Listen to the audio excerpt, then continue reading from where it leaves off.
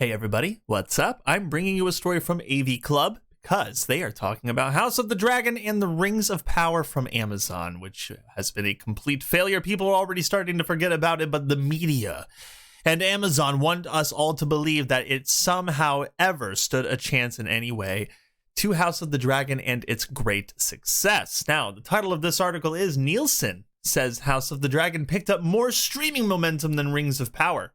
This is by William Hughes. I believe I've read his work before. I recognize the name. In hindsight, it's hard to imagine a better time over the last few years to be Nielsen than in the fall of 2022.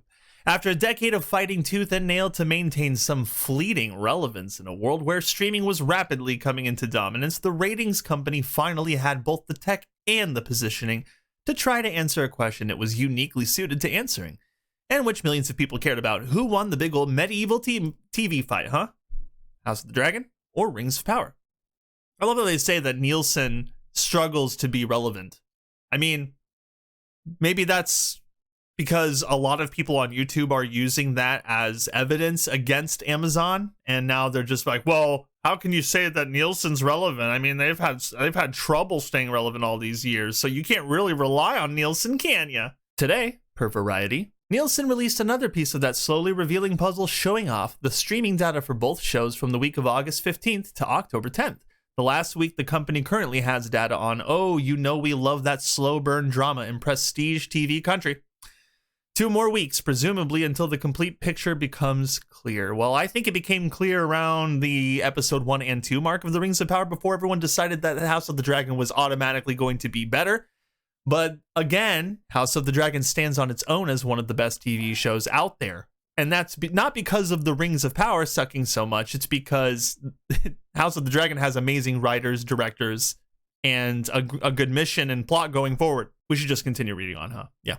And while the data shows that Amazon's Lord of the Rings show tended to win any given week in streaming, keeping in mind that House of the Dragon was splitting its online viewership with folks actually watching it on HBO, there's also an interesting trend that develops over several weeks. Namely, the streaming viewership of Rings of Power fell off pretty strongly after its first 2 weeks of availability, while viewers for the House of the Dragon tended to go up.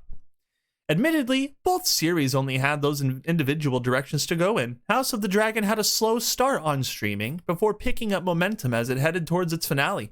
Rings of Power, meanwhile, had a huge surge with the release of its first 2 episodes, then a pretty major drop-off. Even then, it picked up again as its own endpoint got closer. A chart of the comparative performances like a trough for Rings versus a rising slope for House. We'll look at those charts in a second. Does that mean the Game of Thrones spinoff handled its middle chapters better while Rings got lost among the Harfoots? Did viewers get drawn back in by the Tolkien adaptation's gestures toward forthcoming plot reveals, luring them back ahead of the finale? Is there a correlation between ratings and how crappy Paddy Considine looks in any given episode of TV? These are the answers only Nielsen can give.